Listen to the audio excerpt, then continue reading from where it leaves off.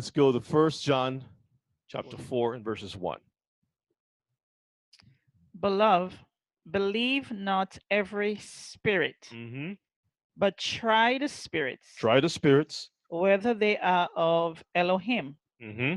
because many false prophets are gone out into the world. So we believe in the power of these people. In such a time as this, we need heroes. Not knowing full well, Mishpachah, that when Yeshua came on the scene, his job was to bring life to our people. It was not about trying to prove a text and trying to prove who has more power, how smart you are, and how large of a crowd you can pull, and all these different things. That is only something we see on TV. But the reality is that our King, our Elohim, our Mashiach wanted to save Israel. That's the reason why he bore the name Yahushua. Yahuwah, salvage, or Yahuwah saves.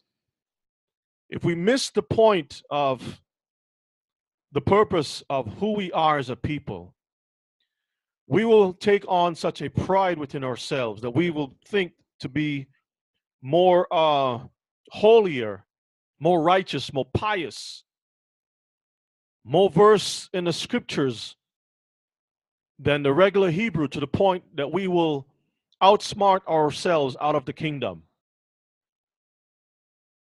Because the Most High sent his Son to be humble. And his Son taught his disciples how they ought to be as servants, as Hebrews, going out to save and rescue other Hebrews. When the disciples went out to heal after receiving the power on high, they came back bragging about the abilities of casting out demons and such like. And Yeshua said to them something very startling. He says, you need to be concerned that your name is written in the book of life. That's what you need to be focused on. Sometimes we miss the point of why we are supposed to take on the mantle of Moses, the staff of Elijah, the staff of Moses, the mantle of Elijah. Why we are supposed to be as our forefathers and the prophets and the prophetess and the priests and warriors and whatnot. We fail to understand that these men were commissioned by our Elohim to save our people, not to beat them over the head, not to try to prove how smart you are, not to prove a whole lot of different things, Mishpachah, but to simply utilize the things, the skills that you have to get our people into the land of promise. That's the reason why we're given the gifts. Not to brag, Mishpachah, but for us to have those gifts to help our nation. I want to turn to the book of Acts, chapter 9. The book of Acts, chapter 9.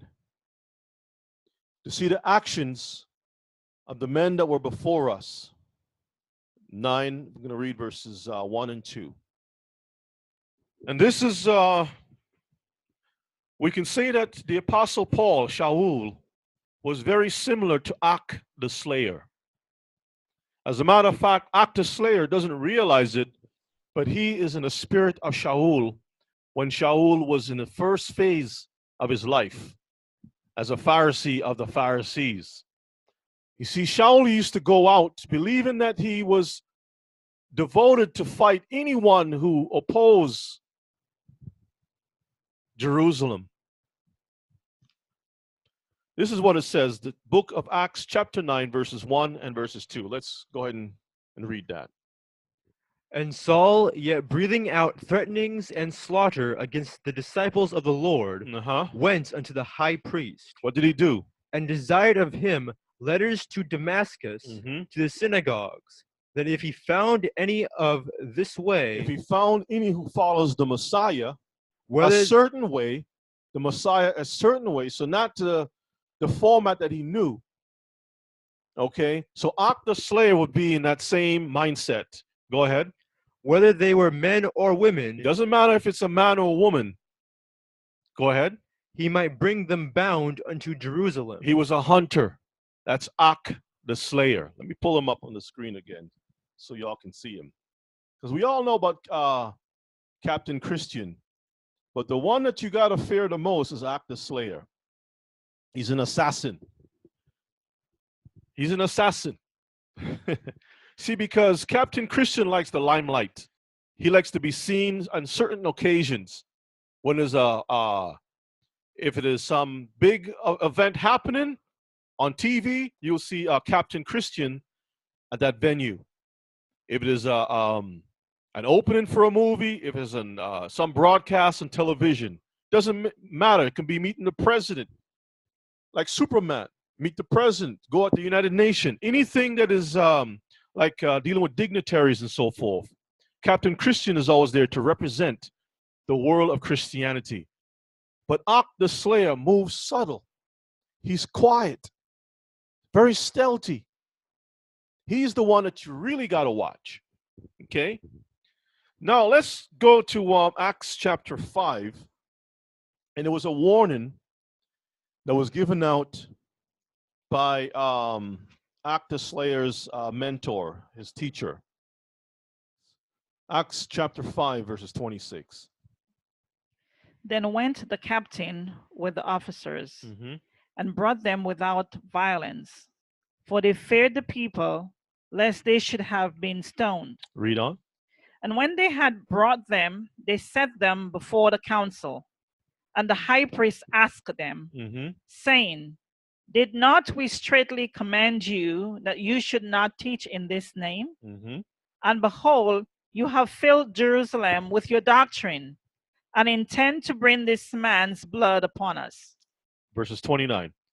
Then Peter and the other apostles answered and said, We ought to obey Yahuwah rather than men. We ought to obey who? Yahuwah. Rather than men. Read. The Elohim of our fathers raised up Yeshua, whom you slew and hanged on a tree. Him have Elohim exalted with his right hand to be a prince and a savior, for to give repentance to Israel. Read on. And forgiveness of sins. And we are his witnesses of these things, and so is also the Holy Spirit, whom Elohim have given to them that obey him. So these are the victims. The victims who are standing up for righteousness and been brought to the council. Verses 33. When they heard that, they were cut to the heart and took counsel to slay them. So the council wanted to destroy the followers of Yeshua. But let's see what verses 34 has to say. Then stood there up one in the council, a Pharisee named Gamaliel, a doctor of the law, had in reputation among all the people, and commanded to put the apostles forth a little space. So he would be like a Nick Fury. Okay? He would be one to just kind of like sit back and says, no, you're going about this thing all wrong. Let's read on. And said unto them, Ye men of Israel, you men of Israel, take heed to yourselves. Be careful what you intend to do as touching these men.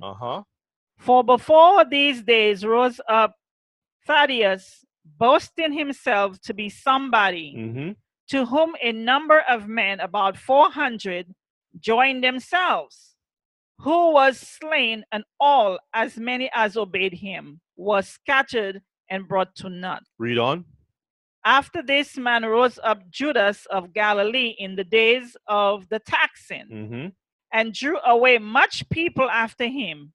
He also perished, and all, even as many as obeyed him, were dispersed. So all of these people were self-claimed superheroes that went on the scene to fight on the behalf of the nation of Israel, to fight against others, okay, so that they can preserve Israel. That's the spirit You had the Romans, you had different peoples that tried to suppress or oppress Israel, and these men stood up to fight for the cause. But what happened to them? They all perished. Okay, let's read on, verses 38. And now I say unto you, refrain from these men, and let them alone. Leave these men alone. Read on. For if this counsel or this work be of men, it will come to nothing. If these men are only enhanced superheroes, watch, leave them alone. If they're truly endowed with the strength of the Most High, they're going to be around for a long time. But if these men were boosted up with drugs and such like, they will come to nothing. Sometimes the spirit of Ak the Slayer is in our people to some degree that they feel it necessary to go out and to slay everything that opposes their points of view.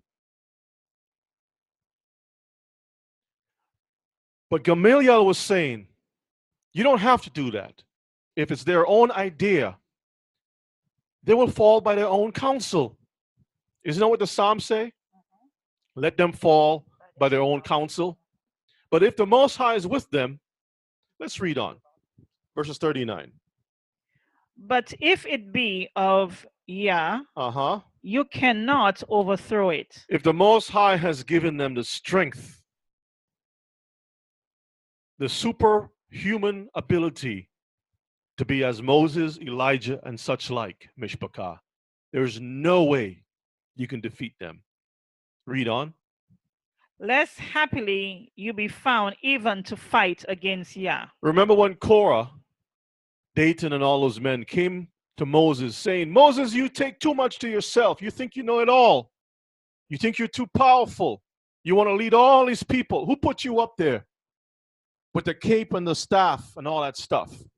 Who made you to be more than us? We're all brethren. We're all in the same level. Don't you think that the Most High heard what they were saying and the plots that they were plotting? The Most High says, Moses, you step back. I'm going to pay these people a visit. And when the Most High came down himself, Mishpachah, the ground opened up and swallowed these people, and fire came out from the ground and burnt them too. Sometimes we think we are super Hebrews. That's a huge problem, because the only people that you are super to is in your own head, and you're not helping the cause. You're not fighting for justice. You're not fighting for the oppressed. You're not fighting for the sisters who were raised in an environment that they're wearing mini skirts and whatnot. Rough sisters, rough brothers. You're not fighting for their cause. And to him they agreed. And when they had called the apostles and beaten them, they commanded that they should not speak in the name of Yeshua and let them go. See, Ak the Slayer mindset will never want to let go. Even though the release, they will still throw. You ever seen, Batman or one of these guys, when someone is getting away, they throw a little something to follow them? A little tracking device?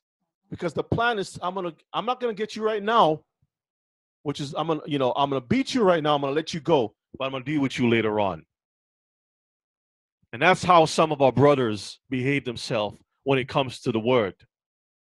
They scheme, they plot with the intention to destroy. They fail to understand that some of our people are in an infancy stage, learning. That's all they know. There's just milk, maybe a piece of bread, and they're growing, they're trying. And you come along saying, no, you don't know the Greek well enough. You don't know the Hebrew well enough. I know what it was like. I can speak 4 or 5 different ways of Hebrew. Is that what we're looking for in Israel? Is that what the Most High is calling? To destroy the things that he's supposed to save? Verses 41. And they departed from the presence of the council rejoicing that they were counted worthy to suffer shame for his name. And daily in the temple and in every house, they ceased not to teach and preach Yeshua HaMashiach. These are the true heroes that fought for righteousness' sake, versus those who like to be seen, like to be heard, and such like. Now let's go to Sirach, and we're going to go to chapter 6. I'm going to read verses 7 to 11. Sirach, chapter 6. See, when I took the mantle as a teacher, I understood I was dealing with lives from the very beginning. And I understood the seriousness of the matter, in that I rather take 4 and 5 steps back to ensure that I don't harm one of my king's children. Be very careful what I do. And this is the mindset we ought to have. Yeshua says, I came not to destroy, but to save. I didn't come to destroy Israel. I came to save Israel. Let's read Sirach chapter 6. I'm going to read verses 7 to 11. If thou wouldest get a friend, prove him first, and be not hasty to credit him. If we have someone that's among us as a brother or a sister, we have to take the time to prove them, if they're worthy to even be called a brother. Because you see, Ak the Slayer will come around, and it could be Ak the Slayer the male or Ak the Slayer the female. Okay? They will come around and they will say shalom, and they will act just like a brother or a sister. But truly, have they been proven? We don't know. But we're quick to call people brothers, and we don't even know the true agenda. See, in my walk, I will tell you this much. I have met many people, even with this the broadcast, who has reached out to me with the whole plot and plan to get in, to be part, to sit in, so that they can undermine, because they are sent by another camp. And there are certain camps who are skilled in putting out assassins. That's their job. They don't train people to save. They train people to stop others from even getting a morsel of bread. They say, if you don't come to this restaurant and eat, we're going to shut down everything else. We will call the public health department and shut you down. We will send one of our people to be hired in your company and work as an employee for a week or two just to spy out. And they will rise up into the ranks of becoming a supervisor real quick, because they'll do everything that they're supposed to do to get to that position. And once they're there, that's the time they will strike. See, they don't really strike. Ak the Slayer don't strike at the bottom, the little guys. He's using the little guys to work his way up to the kingpin, because his intention is to take down the whole thing. That's how Ak the Slayer work. He spends a lot of time as a detective, watching, plotting, planning. You go to his room, you see all the pictures, all the news clippings, all the video clips, trying to listen to every word that is said, every posting that you have. Go back into your past life to see where you have been, and all the people that you are friends on Facebook. He puts up a very good chart to cross-check. Forensics. He will even travel to your feasts and sit there with you and break bread with you and make you believe that he's in agreement with everything that is happening. Passover, keeping the Shabbats, dress, attire. He will look just like one of the members of that congregation. But Ak the Slayer is not there for that reason, Mishpachah. He's only passing through. He's there for a trophy. That's what he's there for, just a trophy. Something to put another stripe on his shoulder, another head on the wall. Read on. And be not hasty to credit him. Mm-hmm. Verse 8. For some man is a friend for his own occasion, and will not abide in the day of thy trouble. Because he's not interested in salvation. You see, the reason why Moses was considered meek was because no matter what Israel did, at the end of the day, he wanted all of Israel to make it into the kingdom, into the land of promise. That was Moses' spirit.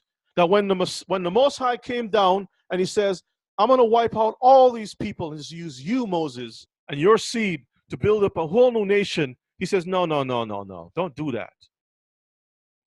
I am willing to be blotted out than all of Israel be blotted out. That is the spirit that we ought to have. But Ak, the assassin, is only about his own cause, not about the people. Let's read on. Verse 9. And there is a friend who, being turned to enmity and strife, will discover thy reproach. So once he comes in, he's there for enmity, division, strife, the art of throwing one Hebrew against the other. Why? Because he wants to set it up to take it down.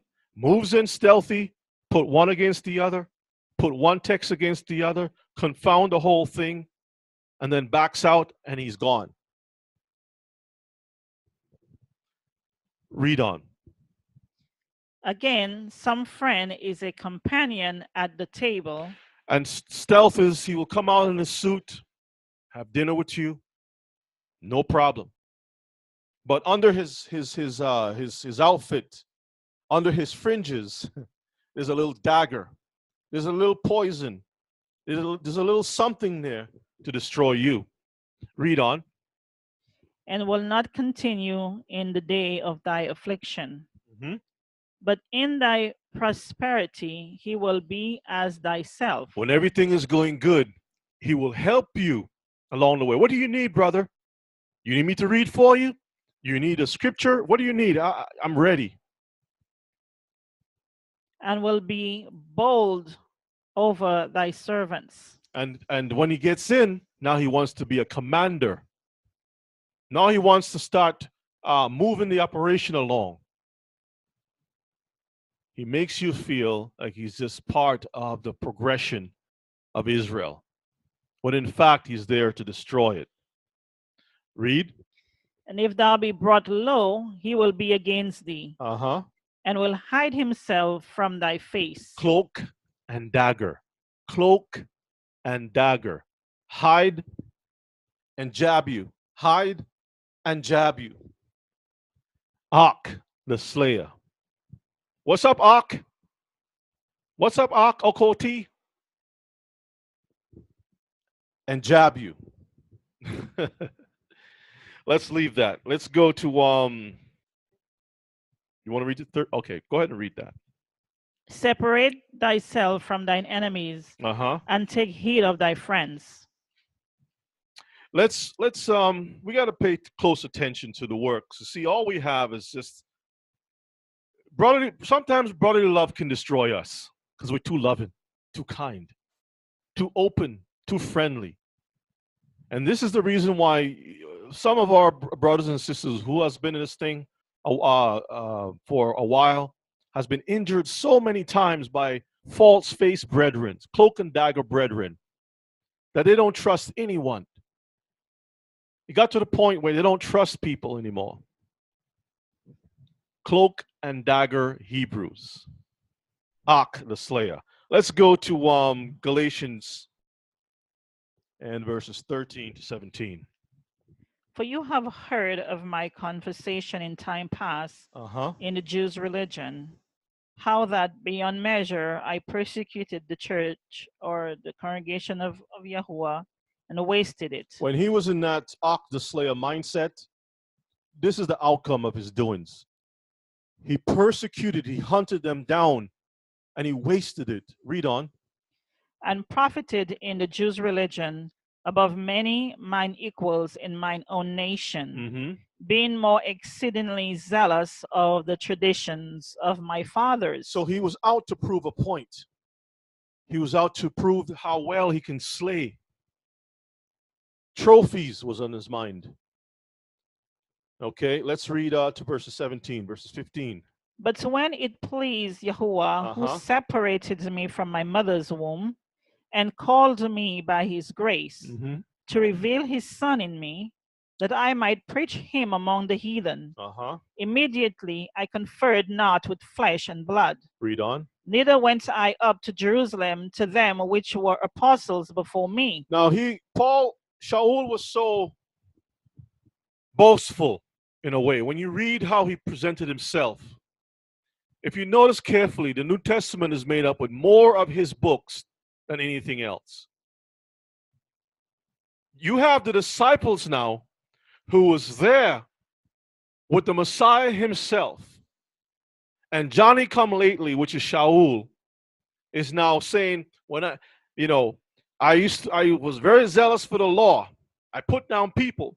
And when the Most High revealed his truth to me, I didn't even waste my time with going to Jerusalem to deal with the apostles. I went straight to Arabia. Read on. Neither went I up to Jerusalem to them which were apostles before me. But I went into Arabia and returned again unto Damascus. So he bypassed those that were there because he had that kind of a arrogancy about himself in his early days. He changed later on, but when he started off, Mishpachah, he was very arrogant, pushing himself. Okay? So that's all I want from that. Let's go to chapter 2, pick up at verses 11. No, I'll actually read verses 18. Read verses 18. Then after 3 years, I went up to see Peter, and I abode with him 15 days. Went up to Jerusalem to see Peter. After 3 years, Mishpachah, you mean to tell me you are now following the Messiah and you don't want to go to the Messiah students to learn, to understand the miracles, to understand the setup of the way? Think about that for a moment. Now let's go to chapter 2. Chapter 2, and we're going to read. So that's Shaul when he started off. Chapter 2, verses 11. Galatians 2? Yeah, Galatians 2 and verses 11. But when Peter was come to Antioch, I withstood him to the face, because he was to be blamed. Imagine that this man was so pious, so zealous, that he had the audacity to go in Peter's face.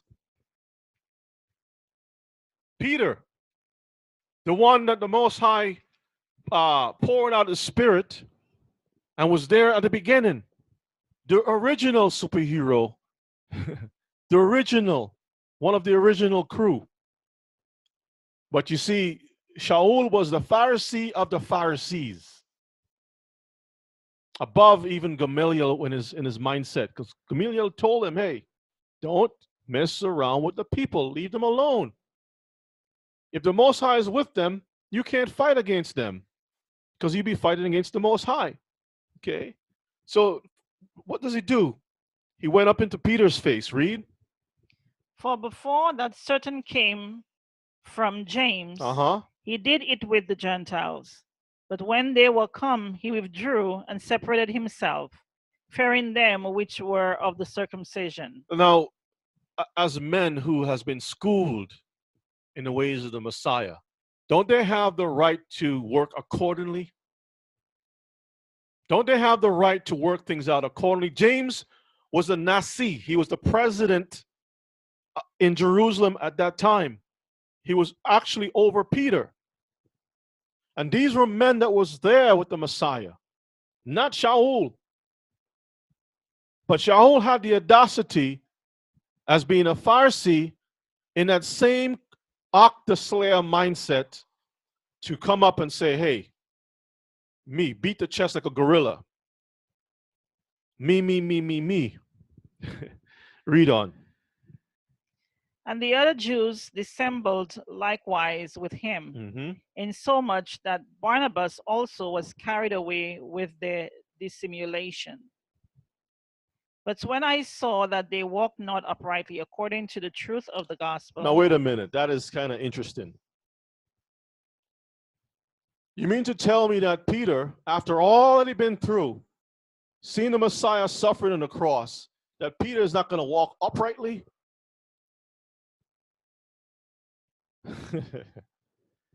Let's read on.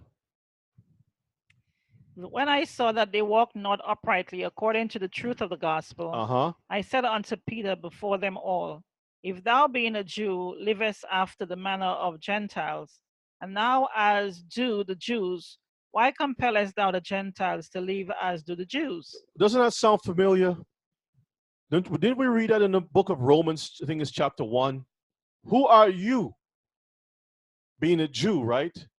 Boasting after the law. Let me see if we can get that. Let me pull it up real quick.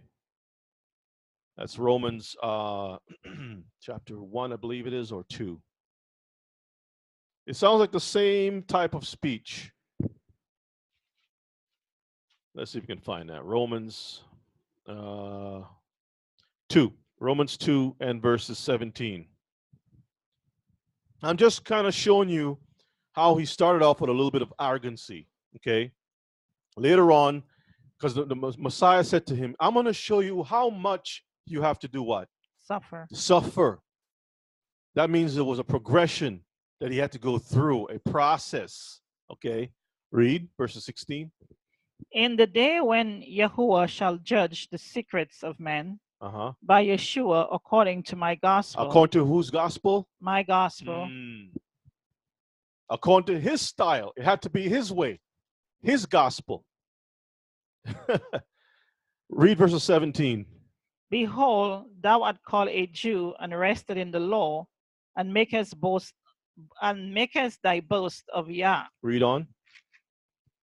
And knowest his will, and approvest the things that are more excellent, being instructed out of the law, and art confident that thou thyself art a guide of the blind, a light of them which are in darkness, an instructor of the foolish, to teach a teacher of babes, which hath the form of knowledge and of the truth in the law. All right, let's leave that. I just want to touch on that little part where it mentions, behold, you are called a Jew, and the rest is in the law.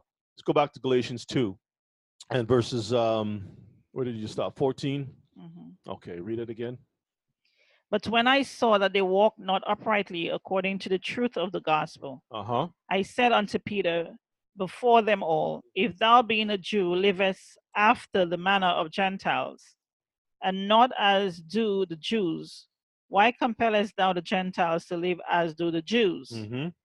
We who are Jews by nature and not sinners of the Gentiles, knowing that a man is not justified by the works of the law, but by the faith of Yeshua HaMashiach, even we have believed in Yeshua HaMashiach, that we might be justified by the faith of Messiah and not by the works of the law. All right, let me see if I can, let's see if we should continue or move on. Let's see. Well, let's go to chapter 4, because we got other verses we want to read. Chapter 4. Okay, well, why don't you read on some more then? Okay. For by the works of the law shall no flesh be justified. Read on. But Is that it? Is that what you want me to touch on? Okay, so basically what Maisha is trying for me to discuss is that some people will look at this and get confused and say we don't have to keep the law. The thing is that we do have to keep the law according to the Most High. The word law, Torah, means instruction. Very simple. So it's instructions for us to follow the Most High's ways and his laws and his statutes, how we should behave ourselves as Hebrews. But that's a whole nother class. Let's go to 1 Peter 5 So I just wanted to give you a little taste of how Shaul was behaving himself in the onstart. And let's compare that, Paul or Shaul versus Kepha. Let's look at 1 Peter 5. 1 Peter 5, and we'll pick it up at verses 5 to 8. Likewise, ye younger, submit yourselves unto the elder. Yea, all of you be subject one to another, and be clothed with humility. Now you notice how Kepha is breaking things down. He's saying there is an order established in Israel. And you have to be humble when we're working with one another. Let's go back to verses 3. Verses 3. This is how Shaul is dealing with authority. Okay? Verses 3. Let's see what he says. Neither as being lords over Yah's heritage, but being examples to the flock. Verses 4.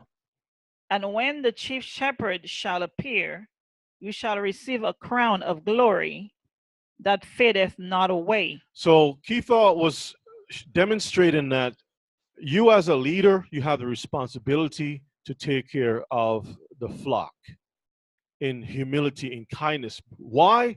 Because it doesn't belong to you. It belongs to the Most High. Okay? When Yeshua returns, the chief shepherd returns, he's going to ask to give an account of how you took care of the sheep. But he's also given instruction of you that is coming in, how you ought to behave yourself. Verses 5. Likewise, you younger, submit yourselves unto the elder.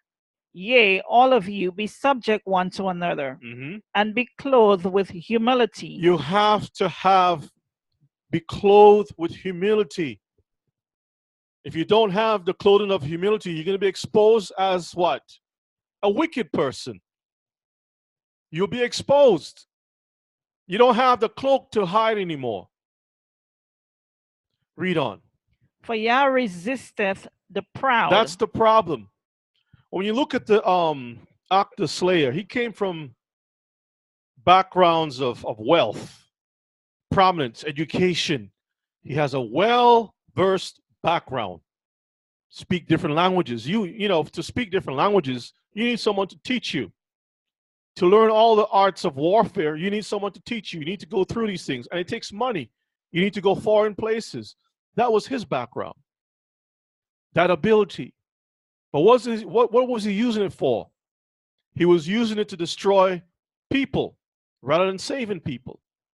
And Kepha was taking a different approach. He says you got to be humble, not proud. Okay, read on.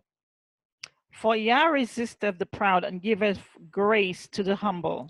Verses 6. Humble yourself, therefore, under the mighty hand of Yah, that he may exalt you in due time. So there's a time when you don't be hasty to become an apostle or whatever it is that you have envisioned. I'm always careful with people who has, what do you call it, opportunists, ambitious people. Very careful. You got to watch them, because there are times when they don't understand, like the Bible says, without vision the people perish. They don't understand what's at stake. They're inexperienced. They don't know what this is all about. You have to go into this thing for the long haul, Mishpachah.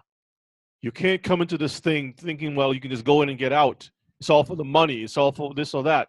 The kingdom is something very serious. We don't play around with it. We don't use linguistics and churchianity and religion and all this stuff to have power over people. That's foolishness. That only makes you look good and make the kingdom look sad. Don't we have enough pollution out there that we should try our best to rise up in this great awakening and now pollute our own selves? Is that what we're supposed to do? Let's continue on. Casting all your care upon him, for he careth for you. All our care. Verses 8 and last. And be sober, and be vigilant, because your adversary, the devil, as a roaring lion, walking about, seeking whom he may devour. Let's pause on that. And as we let that marinate, or we meditate on these last words here, be sober, be vigilant, because your adversary, the devil, as a roaring lion, he's stalking, seeking whom he may devour. That's Og, the slayer. Now let's go to the book of Mark, chapter 12. You know, when Yeshua was out there setting the example of how we should be to raise up our people from the low state that they were in to become the people that he wants us to be, there were other people who came around. All along, they had the power over the people. And while they were there, they were doing nothing. You had sick people. You had homeless people, widows, orphans, all of these people around in Jerusalem and Judea. Nobody's tending to them. Not concerned about them. Somebody shows up on the scene who at least has the heart to try to turn things around and to raise up other men and women to be like-minded. And who shows up at the scene? Who shows up? Let's go to Mark 12, and let's see. Mark 12 and verses 12. Go ahead and read. And they sought to lay hold on him, but fed the people, for they knew that he had spoken the parable against them. Sometimes people know that the message is directed to them because they are guilty as ever. They know that they're Og the Slayer and all these different types of spirits. They know who they are. And if they don't repent, what they're going to do is they're going to reinforce the plot even more, because they know that they've been exposed. And now what they're going to do is try to reinforce. They're going to harden themselves. Like Pharaoh did, they're going to do the same very thing, okay? Now let's read on. And they left him and went their way. And they sent unto him certain of the Pharisees and of the Herodians. Why? To catch him in his words. See what's happening here? Sometimes we have people who come with the only reasons that they're there is not to learn how to walk to enter the kingdom, but they're there to set traps, snares. Og the Slayer. They come around, they scan the room, they check out certain people, they look for weaknesses in the ranks. They look for people who they can impress themselves on. They can befriend them. And then they'll stop putting their little traps around. The reasons why they came around is to catch at words. Let's go to Luke chapter 11. Let's read verses 14. First of all, let's start from there.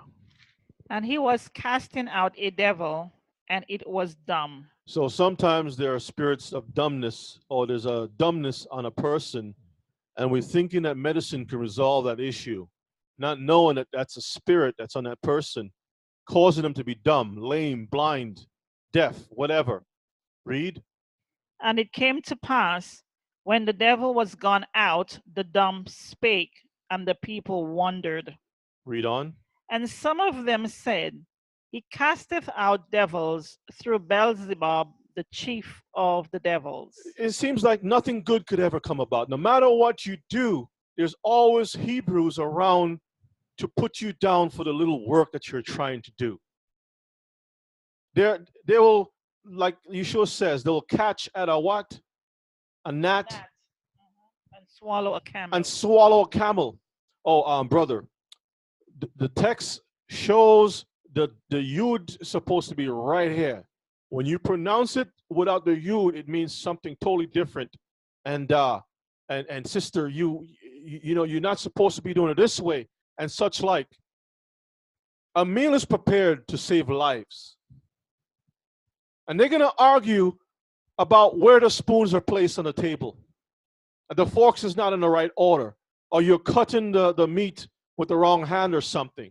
Some real minuscule nonsense. When it's all about trying to get the people fed. Trying to heal the people. You're at a hospital. People are bleeding out. You're going to stand around. Oh, You're wrapping the wound wrong or something. You're bandaging the person wrong. Why don't you grab something and help stop the bleeding rather than walking around like some critic or something when people are in need of help? You don't want to open up your own hospital to heal people. So what do? You go from hospital to a hospital to a hospital, restaurant to criticize food and health. But you would never do anything yourself. And you can't get two flies to follow you either. Everything that is presented on the table, you call it doo-doo. But you're the one that is circling around all the time. Always circling around. What does that make you? If the words that is coming out is doo-doo and you can't learn anything from it, why are you there? Only flies come around doo-doo. Only bums dig in dumpsters. You can't criticize something and then say, well, I am clean. Let's continue on.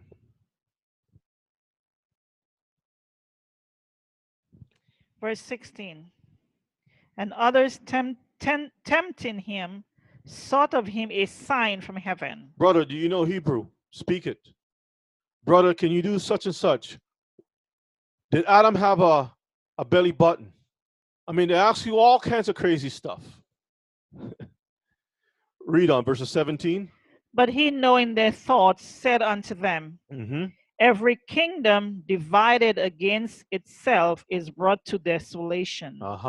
And a house divided against a house falleth. How can you say that you are for the people, and yet you set snares all around you to entrap the very people that you're trying to help? If Satan also be divided against himself, how shall his kingdom stand? Because you say that I cast out devils through Beelzebub. Read on. And if I by Beelzebub cast out devils, by whom do your sons cast them out? Therefore shall they be your judges. You criticize the word, calling it demonic, but people are being healed. You can't explain how, you don't know when, you don't know what, you don't know anything. But people are being healed. Shouldn't you rejoice and says, hallelujah, at least one of my Hebrew brothers and sisters have been fed. They were in dire straits, they've repented. Look at the tears on their eyes. You are not interested in that. Ak the Slayer is not interested in seeing a soul return. The prodigal son has returned back. No, he's not interested in that. Let's continue. Verses 20. But if I, with the finger of Yahweh, cast out devils, no doubt the kingdom of Yah is come upon you. All right, let's skip on down. Verses 52. Luke chapter 11 and 52. Read. Woe unto you, lawyers, for you have taken away the key of knowledge. You entered not in yourselves, and them that were entering in you hindered. You take the key out of the door. Instead of just leaving the key in there and allow people to come in, learn something. You pull it, you lock the door, you pull the key, and you walk away. You're blocking people from learning something. Because your intelligence becomes like a lock. Your pride has become like a lock. It blocks people from moving forward. Because remember, Ak the Slayer is versed in ancient linguistics with the ability to travel to time, through time in the spirit. Because it wasn't Peter that says, I went up to the seventh heaven. Who was it that went to the seventh heaven? It was Shaul. You wouldn't see Peter boasting himself in that fashion.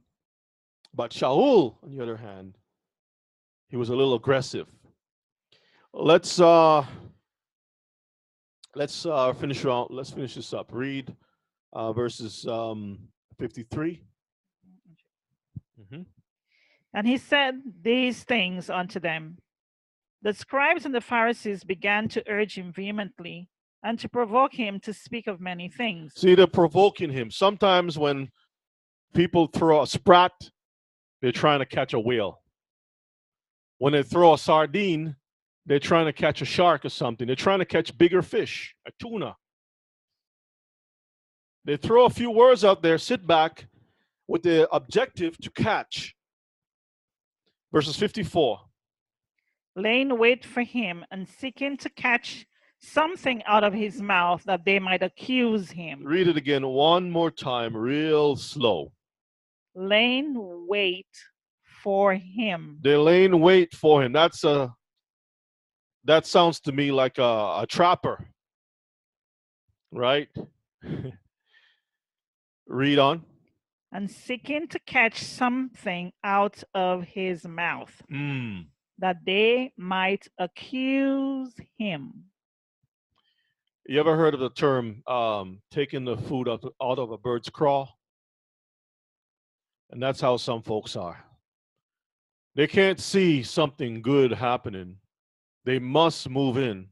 See, I am on the school of thought where I don't believe it's my business to go to any camp and prove anything. I don't have to go to any church and prove anything. I'm not going to set myself up with no teacher to prove anything. I don't need to prove anything.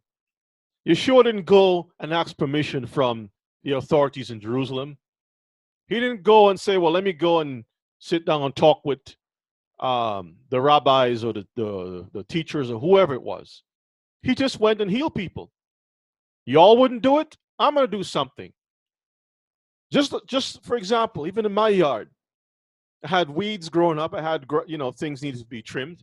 And I went out there and I cut my lawn, cleaned up around my house, made everything look good. What do you see happen the next day? 2, 3, 4, 5 neighbors grab their mower and they're out there cutting their grasses too, trying to make things look good. Why? Because someone has set the example, and that's what we're supposed to do. It's none of my business to go and prove anyone wrong. It's my business to walk right, to serve my Elohim. I have enough weight on my back for me to run around to another school and try to show them off. To prove what? It reminds me of those movies. I keep bringing this up all the time, where you have one Shaolin temple over here, or this Kung Fu school, and this other one around the corner. And there's always one happy-go-lucky disciple of the master. Now, the masters for each of the temples respect each other. Master Wu and Master Hua respect each other.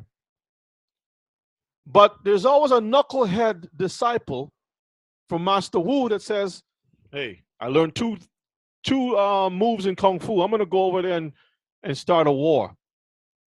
And then he starts beating up the disciples of Master Hua, kill one of the disciples, and then start a war. For what? Come to find out, it's a knucklehead disciple who wouldn't wait, be patient, and learn the thing properly. And that's what happens to a lot of our people. They're looking for schools to go kick and to make trophies and to fight and whatever it is. To prove what? Yes. Well, Yeshua actually had said this to, the Pharisees who came and try to catch something from him. He said to them, every time he gave them the word, because after all, he is the word, and by him all things are created. And he gave them the word, but yet they did not believe him. And he said to them, if you don't believe me, imagine the creator of Israel, the creator of the universe, is telling you, if you don't believe me, believe the works that you see. At least the works. Believe the works that you see. Mm-hmm. But then every time he would tell them that, they would still try to accuse him of things. And he would say, why is it that you can't understand my word? Is it because you're not of me? Because my sheep hear my voice and they will follow me. So you have a lot of those type of behaviors where it's all about the opinion of others, their opinion, but not what the word is actually saying or what the word is actually telling them. And so if you can't hear it, then you need to call on the Most High and ask for wisdom. Okay, so they stuck around long enough that they can find some reason to catch him. They're not interested in the people. They're interested in catching people, tripping him up. Let's go to Psalms chapter 10, verses 9. Now we can read plenty of things in Psalms, but we only want to get this one verse here. Because the Psalms has a lot of meat regarding this subject. Psalms chapter 10, I'm going to read verses 9. Well, let's start at verses 7, okay? It's talking about the wicked, the pride of the wicked, okay? It says his mouth is full of cursing and deceit. His mouth is full of cursing and deceit and fraud. And what? Fraud. Fraud. Read. Under his tongue is mischief and vanity. He sitteth in the lurking places of the villages. In the secret places doeth he murder the innocent. His eyes are privily set against the poor. So he's very stealthy. Okay. Verses 9. He lieth in wait secretly as a lion in his den. He lieth in wait to catch the poor. He doeth catch the poor when he draweth him into his net. Imagine that. Read verses 10. He croucheth and humbleth himself. So he make himself just like all the other brothers and sisters in the room. Humbling like he's part of the congregation. And you're thinking, oh, this brother's, welcome brothers, welcome sister. You're thinking that they are there for the same reasons that you're there. But that's just part of the plan. Okay. Read on. That the poor may fall by his strong ones. He have said in his heart, ye have forgotten. He hideth his face, he will never see it. Now, someone will probably say, well, brother, you're reading this thing out of context because it's talking about wicked people, such like. But the way that the Hebrew language is, or the way that it is written, it is such like a fabric that it can connect to some other verses, precept upon precept, here little, there little, and such like. Among Israel, there are wicked Hebrews, wicked people with wicked intentions. Let's go to Sirach chapter 3. Sirach chapter 3. We're going to read verses 17 to verses 25. My son, go on with thy business in meekness. So shalt thou be beloved of him that is approved. The greater thou art, the more humble thyself, and thou shalt find favor before Yahuwah. So even if you become a teacher, you've been in this thing for a while, experience will teach you that you have to come down to a low estate. Yeshua took the role of a servant so that he can be on the same level the people were on to reach them. Moses was in a low estate. Why did you think the Most High chased him out of Egypt to take care of sheep for all those years? How long did he take care of sheep for? 40 years of raising sheep. Because for 40 years, he had to spend 40 years in the desert with sheep to also teach them. And they're going to have all kinds of sheep, some with bigger horns than others, thinking that they can do as they please. And sometimes he have to be, that's why I always say a shepherd have to what? Smell like the sheep. You have to be among the people to serve the people. Continue on, verses 18. Many are in high place and of renown, but mysteries are revealed unto the meek. Read. For the power of Yah is great, and he is honored of the lowly. Read. Seek not out the things that are too hard for thee, neither search the things that are above thy strength. So sometimes we have that super Hebrew who seems to know everything. They can go in the past and can tell you what happened. They can tell you what the Most High is saying. If the Most High has some slippers on, bedroom slippers on, or whatever it is. They can tell you what Gabriel had for breakfast. That's how good these Hebrews are. Super Hebrews. They're not like you and I, who try to piece things together and say, brother, I'm going to hold you up. And when I fall, you hold me up. And we keep doing this until we get to Zion. That's what being a Hebrew and love your brother as yourself. Because I am not going to have strength all the time. I'm going to be exhausted. Someone else will take up the mantle and carry me for a little while. And then when he's down, I'm going to take him up too. That's what we're supposed to do as a family. That's how we ought to behave ourselves. Verses 22. But what is commended thee, think thereupon. You have enough on your plate. With reverence. You have enough on your plate. Whatever food is on your plate, focus on that. Don't look across the room at somebody else's chicken. Read.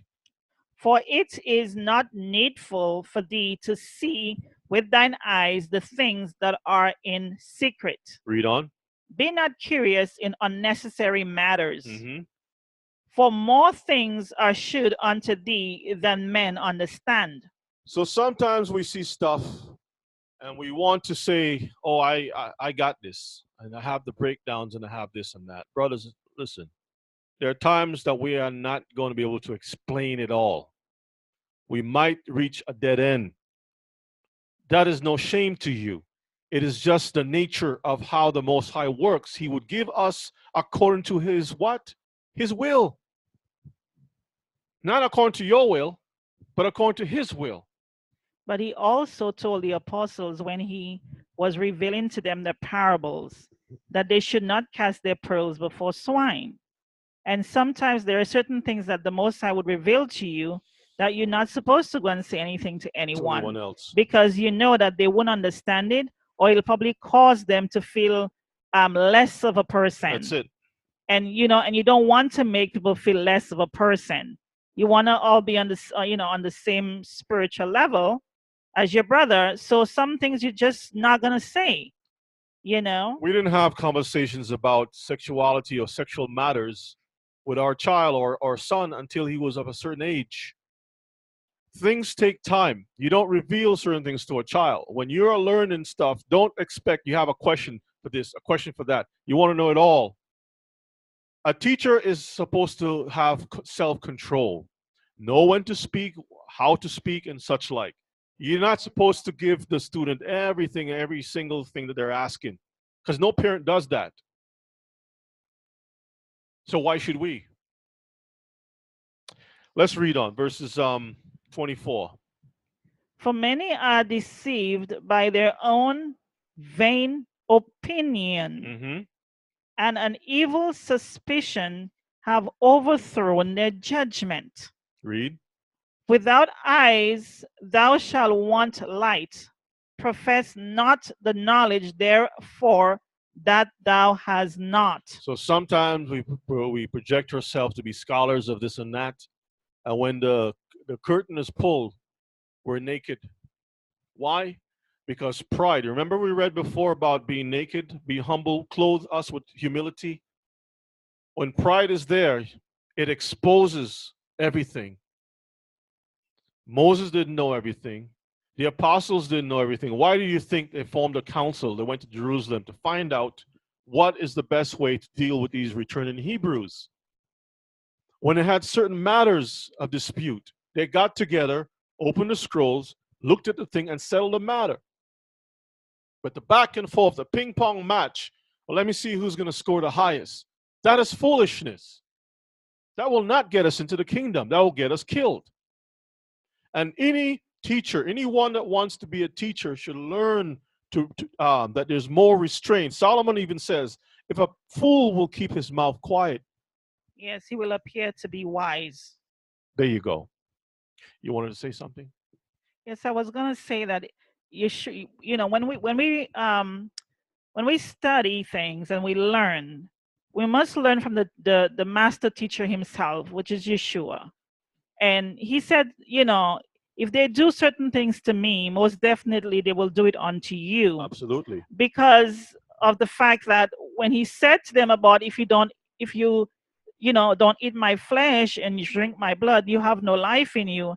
And because they did not understand the parable that he was speaking to them, there were many who stopped following him. They got offended. They got so offended that they left. They never stood around and say, let me hang around and learn a little bit more of what he's saying. They just just got offended and just walk away. And so now he's asking, will you also go away? You know what I mean? So there's certain things that he says to them, and certain things, the way he wrote the words. If you don't understand it, don't throw it out. Just keep studying, keep praying for that wisdom. If you really, really, truly love him, then he will in his own time reveal that unto you. Hallelujah. The Most High will raise you up according to his will. His will, exactly. He's going to say, well, I need a new wrench to work over here. And he'll raise you up to be that wrench to do whatever has to be done over there. Yeah. But be patient, okay? The focus is bringing our people back.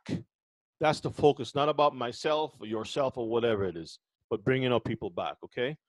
Job chapter 42, verses 1 and verses 1 to 3. Job 42, 1 to 3. Then Job answered Yahuwah and said, I know that thou canst do everything, and that no thought can be withholden from thee. Verses 3. Who is he that hideth counsel without knowledge? Therefore have I uttered that I understood not. He says, I have spoken words that I didn't even understand. Read. Things too wonderful for me, above my pay grade. Read. Which I knew not. See that? Job was humble enough. He didn't understand what was happening with him with all the punishments or the trials he was going through. He didn't understand it. And he's just, it's at the end of everything. Then he can be able to look back and he can see. And now he has gained that experience that he can help someone else out. Exactly. And even the men that was around him was there long enough to see what he went through, that they can also teach others, hey, remember the patience of Job. This is how Job survived this thing, so you can do it too. But some of us, for some reason, we have like this extra ability to look both in the past and the future and start making all kinds of moves and stuff. That's when you become a super Hebrew. When you have more, much more than everybody else. That now you're looking down on them because you're hovering above the clouds. Everybody else is beneath you. Let's go to Sirach 5 and 11. Sirach 5 and 11. Some Hebrews are unteachable because after all, the wisdom of Solomon is upon them. Sirach 5 and 11. Be swift to hear, and let thy life be sincere, and with patience give answer. We have to understand that this walk is about life. And we have to be sincere, be honest about this walk. If you have a disagreement, you don't like certain things, just be honest and say, hey, I disagree with this, or whatever the case may be. And if nothing else can be resolved, just move on. But to hover around like a tick and to try to suck the blood out of the situation makes no sense whatsoever. Sometimes people need to catch a breath and walk away. We have to learn to be quick to listen and pay attention to what's been said, review things. Sometimes I say stuff and people don't get it at the same time. They get it later on. And I always tell everyone, this is not about giving you snacks, quick vendor machine type meals. It might be 2, 3, 4, 5 hours. It might be a series of time, okay? It takes time to learn different things. The Most High didn't just go, boom, Moses, you got that. Boom, you got this one. And boom, you got that. They had to learn, okay? They had to learn, Mishpachah. Let's go to chapter 6. We'll read verses 1 and 4, okay? 1 to 4. Chapter 6. Sirach 6, 1 to 4. Instead of a friend, become not an enemy. If you're not here to partner up and to help fellow Hebrews, then you're regarded as an enemy. Right? Read on. For thereby thou shalt inherit an ill name, shame and reproach. Even so shall a sinner that have a double tongue. You say one thing in the front of everybody, but you're planning something else. You're in two minds, two spirits. You're not there for the real cause. Let's read on, verses 2.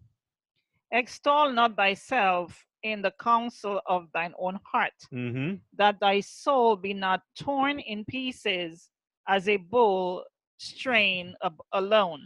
Imagine that, torn in pieces. You're wrestling with your own self, that you fight within yourself. Verses 3. Thou shalt eat up thy leaves and lose thy fruit, and leave thyself as a dry tree. So instead of waiting for the answer, waiting for the truth to come forth, you want to snap at everything. You snap at the leaves. The leaves are there to give life to the tree, which causes the tree to produce the fruit, which you can eat and have life. But you're impatient. You're like a bull. Just, I need this now. I need that now. You start knocking the tree. You start tearing at the leaves. And when the leaves die, guess what? The tree dies. When the tree dies, there's no fruit. So you die anyway. Be patient. All over the place like a bull. Be patient. Relax. You don't have to prove anything right now. You have the whole world.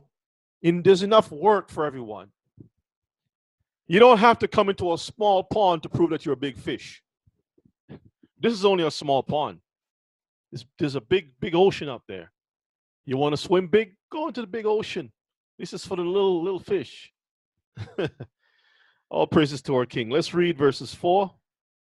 A wicked soul shall destroy him that have it, and shall make him to be laughed to scorn of his enemies. So when you have a wicked soul, it will catch up to you eventually, and people will laugh at you. You'll become a joke because your intentions were not true. Let's leave that and let's go to Sirach 4, verses 11 to 19. And yes, I'm not one who can speak all this, type of talk, whatever it is. I trip up on my words. I trip up on a lot of stuff. But I do understand the cause. All right? I'm a veteran at this thing, I've been in this fight a long time. And has all the wounds to prove my case. Sirach 4, verses 11 to 19. 11 to verses 19. Let's read. Wisdom exalteth her children. This is how we ought to be. Wisdom exalts her children. And layeth hold on them that seek her. Uh-huh. He that loveth her loveth life, and they that seek to her early shall be filled with joy. Read on. He that holdeth her fast shall inherit glory. And wheresoever she entereth, Yah will bless. They that serve her shall minister to the Holy One. And them that love her, Yah doeth love. Continue. Yeah, read down to verses 19. Okay. Whoso giveth ear unto her shall judge the nations. Notice it says, whoever listens to wisdom, the Most High loves them, and he will allow them to judge the nations. Let's continue on. And he that attendeth unto her shall dwell securely. If a man commit himself unto her, you spend time with wisdom, he shall inherit her. And you embrace wisdom with all your heart. Read. And his generations shall hold her in possession.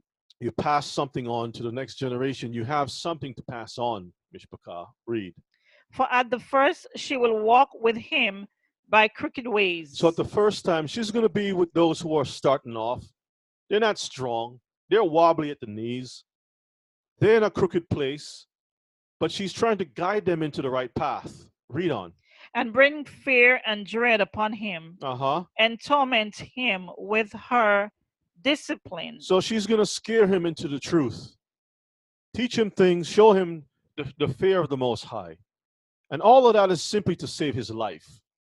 Balaam's ass was doing what she had to do to save Balaam's life. That's all it was. She wasn't trying to harm him.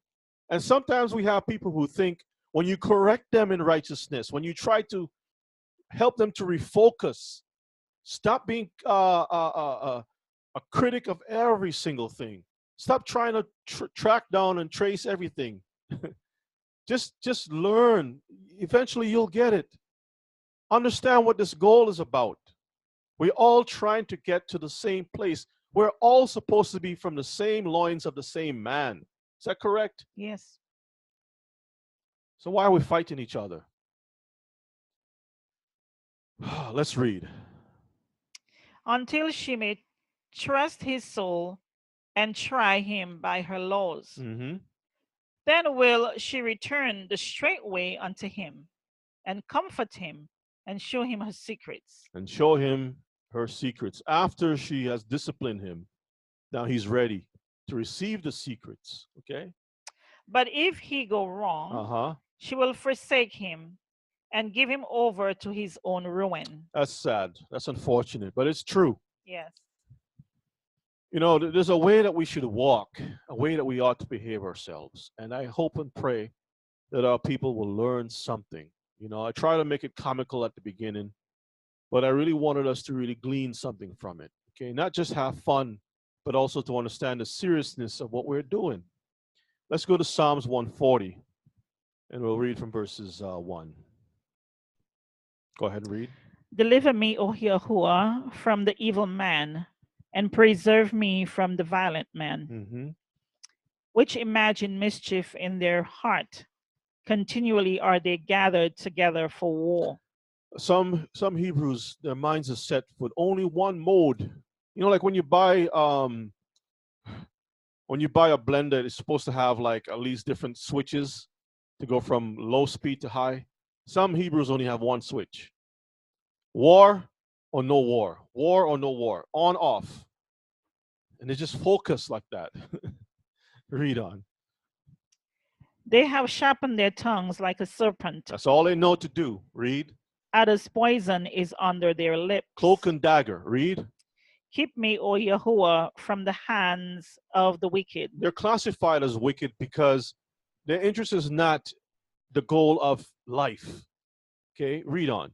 Preserve me from the violent man. A violent man violates, okay, the principles of life. Read. Who have purpose to overthrow my goings. The proud have hid a snare for me and cords. They have spread a net by the wayside. They have set gins for me, Selah. I said unto Yahuwah. That's not gin like alcohol, okay? It's traps. It's an old archaic word, English word for trap, a snare. Read. Thou art my Elohim. Hear the voice of my supplication, O Yahuwah. O Yah, the Elohim, my Elohim, the strength of my salvation. Thou hast covered my head in the day of battle. Grant not, O Yah, the desires of the wicked. Further not his wicked devices, lest they exalt themselves. Selah. Exalt themselves. They're like arrows. You know, the arrows go up and they come down, they rain upon your head. So you need that protection over your head because the words of these slick Hebrews, these super Hebrews, will rain down like arrows upon your head and destroy you. They will hit you with all kinds of philosophies and deep stuff, so deep that you're going to be like that young man and get out, sunken in a place. Read on. As for the head of those that compass me about, let the mischief of their own lips cover them. Let burning coals fall upon them. Let them be cast into the fire, into deep pits, that they rise not up again. Read on. Let not an evil speaker be established in the earth. Evil shall hunt the violent man to overthrow him. I know that Yah, will maintain the cause of the afflicted and the rights of the poor. Surely the righteous shall give thanks unto thy name, and the upright shall dwell in thy presence. Let's go to 2 Timothy chapter 2. 2 Timothy chapter 2. Shaul, being an expert in tracking people and trying to destroy them, he was able to put his experience on paper and stuff so that we will know how to deal or to counter these things when it befalls us. 2 Timothy chapter 2, verses 1. Thou therefore, my son, be strong in the grace that is in Yeshua HaMashiach. And the things that thou hast heard of me among many witnesses, the same commit thou to faithful men who shall be able to teach others also. So I'm going to train you, and when you learn, you train others too, right? Read on. Thou therefore endure hardness as a good soldier of Yeshua HaMashiach. That's right. No man that worth entangleth himself with the affairs of this life, that he may please him who have chosen him to be a soldier. Read. And if a man also strive for masteries, yet is he not crowned, except he strive lawfully. There's a right way to do things and a wrong way to do it. So let's do it the right way. Verse 6. The husbandman that laboreth must be first partakers of the fruits. Consider what I say, and give the understanding in all things. So you can't give out unless you first sample and you gain something from it, and then you can pass that on to somebody else. You got to taste the fruit before you sell it, right? Every merchant knows the simple precept. Yeah, because you don't know if it's sweet or sour. Exactly. You have to have the experience. Yeah. Okay. Let's read on. Remember that Yeshua HaMashiach of the seed of David was raised from the dead according to my gospel, wherein I suffered trouble as an evildoer, even unto bonds, but the word of Yah is not bound. Read. Therefore I endure all things for the elect's sake. For whose sake? The elect's sake. Read on. That they may also obtain the salvation which is in Yeshua HaMashiach with eternal glory. It is a faithful saying, for if we be dead with him, we shall also live with him. If we suffer, we shall also reign with him. If we deny him, he also will deny us. Read. If we believe not, yet he abideth faithfully. If we believe not, it doesn't change his course of action. He's going to do what he has to do, whether you believe or not. Read. Because he cannot deny himself. That's right. Read. Of these things, put them in remembrance, charging them before Yah that they strive not above words to no profit. He's saying, read it again. I want you to remember this carefully. Listen carefully, Mishpachah. Yes. Read it again. Of these things, put them in remembrance. I want you to remember. Read. Charging them before Yah that they strive not about words to no profit. So we find ourselves going to these mental gymnastics, back and forth, back and forth. When the Most High, like our parent says, I want you to take 2 cups of flour, put some water, put some yeast, do this, blah, blah, blah, and follow through and bake some bread, because what's the goal of baking the bread? Somebody's hungry. But you got somebody's going to stand around and argue about the recipe. No, you got to stir it two ways forward and 2 ways backwards. Then you have to flip it up and flip it down. And by the time you do all that, there's no heat. There's nothing. You lose the opportunity to have a fresh loaf of bread so you can eat. Instead of spending all that time arguing over words, every single word, trying to catch them at the words. Read on. But to the subverting of the hearers, read on. Study to show yourself approved unto Yahuwah. Study to show yourself approved. Read. A workman that needeth not to be ashamed, rightly dividing the word of truth. And it's not just the breakdowns. Now, breakdowns is important. But what is the essence of a breakdown? It's the purpose of it is to get to the substance so you can get more out of it. So you can be more enhanced. That's why you have the what are some of these things that people take? You have the olive, and then you put it through the cold press, and you get the olive oil out of it. And then from that you may extract something else for a medicine. You can get from the leaves, that can give you medicine. Absolutely. Let's continue on. But shun profane and vain babblings. Talking. Read. Vain babblings. For they will increase unto more ungodliness. Read. And their word will eat as doeth a canker, of whom is Hymenaeus and Philetus, Philetus, who concerning the truth have erred, saying that the resurrection is past already. So you got these contextual critics. Read. And overthrow the faith of some. They're worse than the Sadducees and Pharisees. Sadducees will tell you, well, we don't believe in a resurrection. This group believes in it, but saying it already passed. So we're basically wasting our time.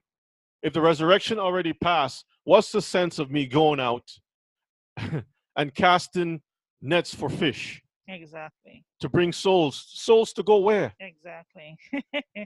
To do what? To enter what? The king. If the resurrection already passed, the kingdom already come. This is Christianity. Let's continue on. Nevertheless, the foundation of Yah standeth sure. Having this seal, Yah knoweth them that are his, and let every one that nameth the name of the Messiah depart from iniquity.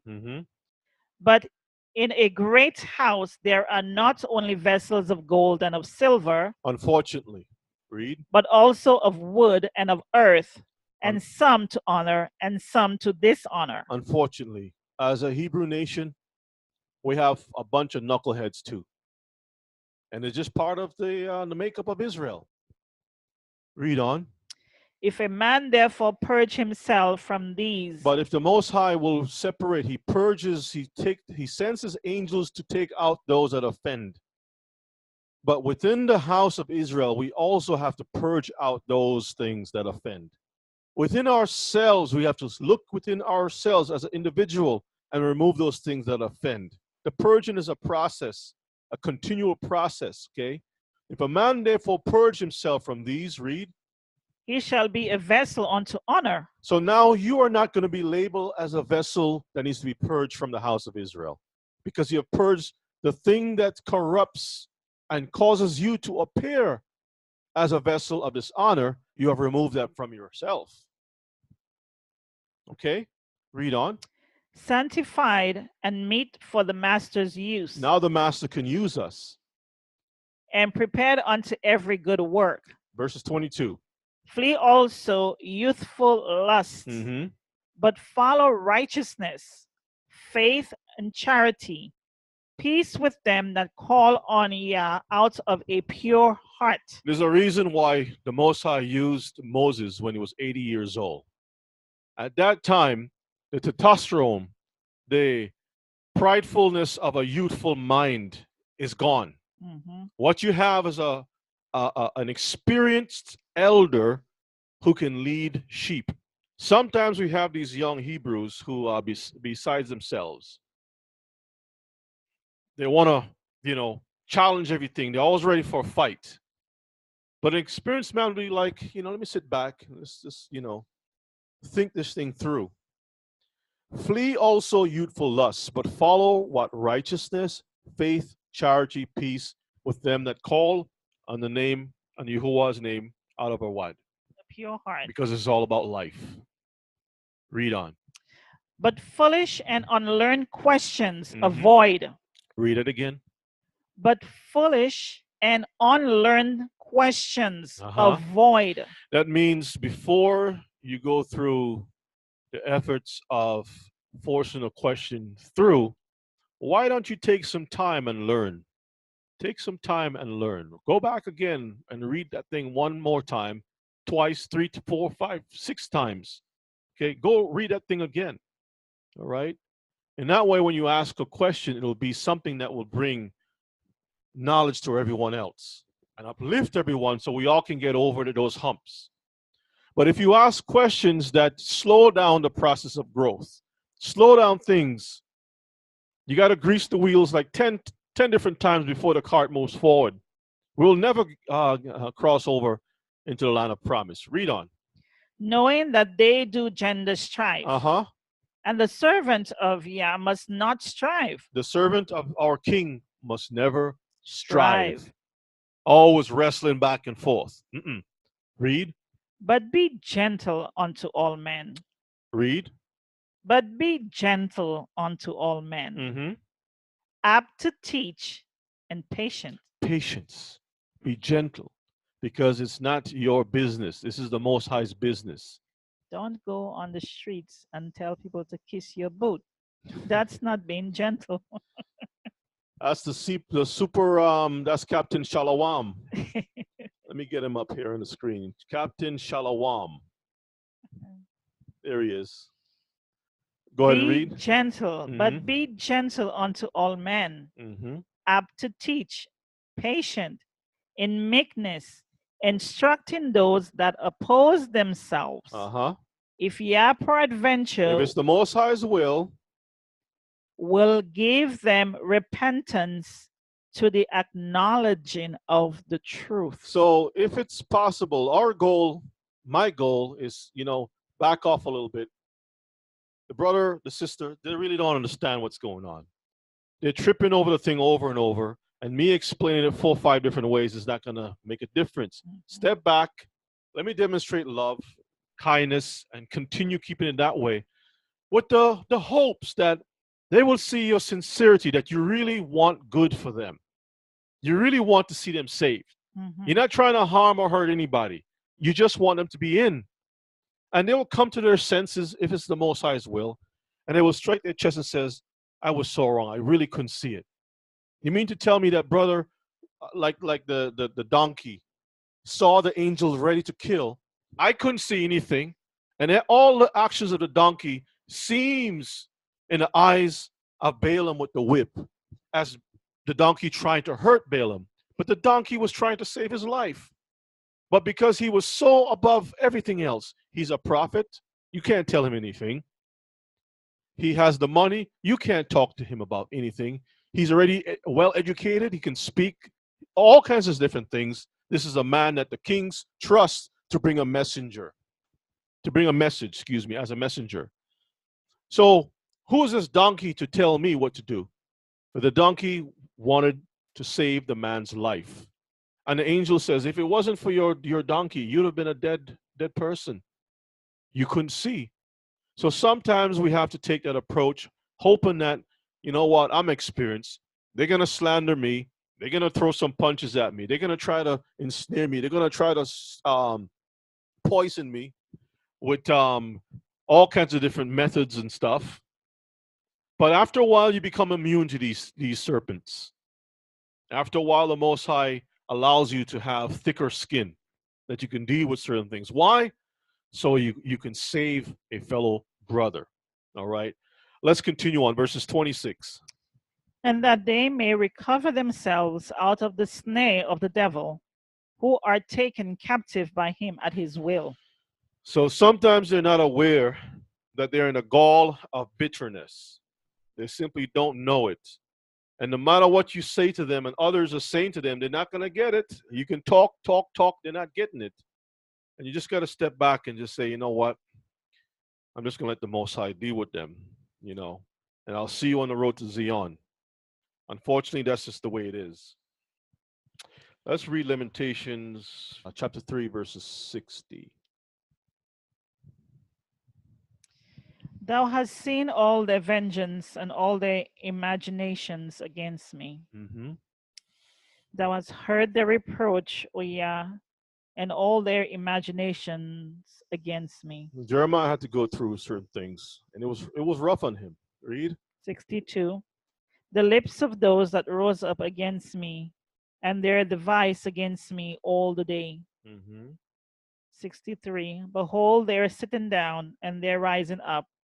I am their music. And that's what happens sometimes. Like they will make videos, they will they'll do all kinds of different things to kind of like put you down. That's what certain people do, but let's read on. Let's read a little bit more. Render unto them a recompense, O Yah, according to the work of their hands. Give them sorrow of heart, thy curse unto them. Persecute and destroy them in anger from under the heavens of Yahuwah. So Jeremiah was saying, I turn it over to you, and this is what you should do, because sometimes when you're doing good and you have the proof is in the pudding, like they say, and people are still pursuing to destroy you, the only thing that is left is to turn them over for destruction. 2 Peter, we got a couple more, we're done. 2 Peter 2 and verses 2. I'm sorry, 2 Peter chapter 2. We'll start at verses 1. 2 Peter chapter 2 and verses 1. But there are false prophets also among the people, even as there shall be false teachers among you, who privily shall bring in damnable heresies, even denying Yah that brought them, and bring upon themselves swift destruction. We have brothers who are teaching that Joseph and Mary, had sex and brought forth Yeshua, and the same way that the Spirit was upon Manoah and his wife, and they had Samson, same like with Yeshua and whatnot. When the text is very clear and says that how she was a child from who? The Holy Spirit, the Ruach, right? So how do you deal with stuff like that? Do you form a barrage around them and track them down, call them names and what? No. All you have to do is do what? Teach the truth and love in righteousness. That's all.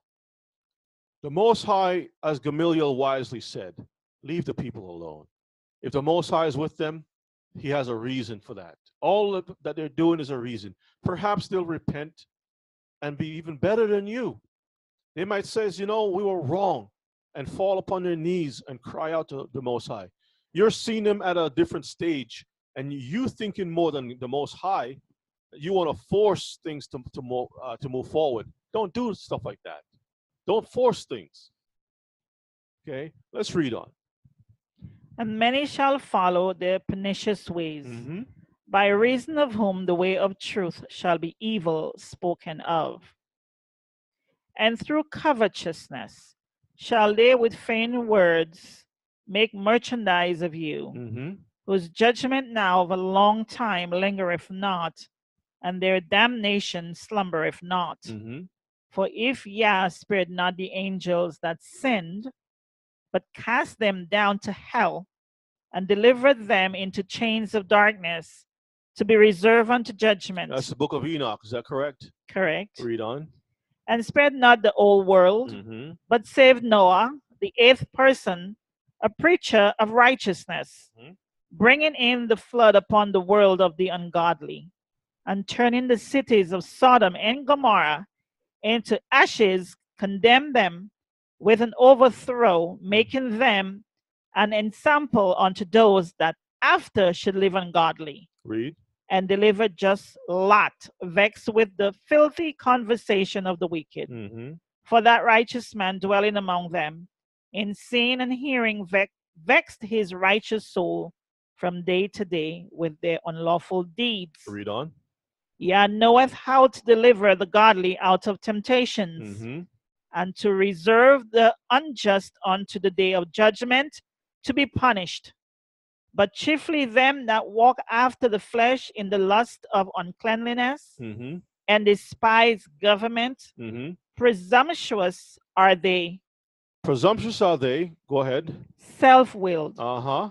They are not afraid to speak evil of dignities. The Most High set up things a certain way. Accept it for what it is. Focus on yourself. But instead, you're out there making noise against the dignitaries, against the governments, against the order of things. Focus upon your righteousness. Verses 11. Whereas angels, which are greater in power and might, bringing not railing accusation against them before Yah. Not even the angels is bring a report to the Most High about these nations. But we all seem to be, more righteous than the angels themselves in our mindset. Verses 12. But these are as natural brute beasts, made to be taken and destroyed. Like an ox. Read. Speak evil of the things that they understand not. So they don't understand what is being taught. They don't understand the way things are set up. They don't understand nothing. What they can say is evil.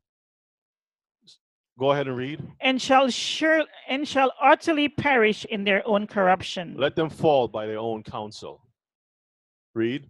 And shall receive the reward of unrighteousness, as they that count it pleasure to riot in the daytime. Spots they are, and blemishes, sporting themselves with their own deceivings, while they feast with you. They do what? While they feast with you. It says spots they are and blemishes, sporting themselves with their own deceivings, while they do what? They feast with you. Feast with you. Okay, read. Having eyes full of adultery. So they're looking around the room to start to corrupt, to adulterate, or to pollute, or to mix, or to add.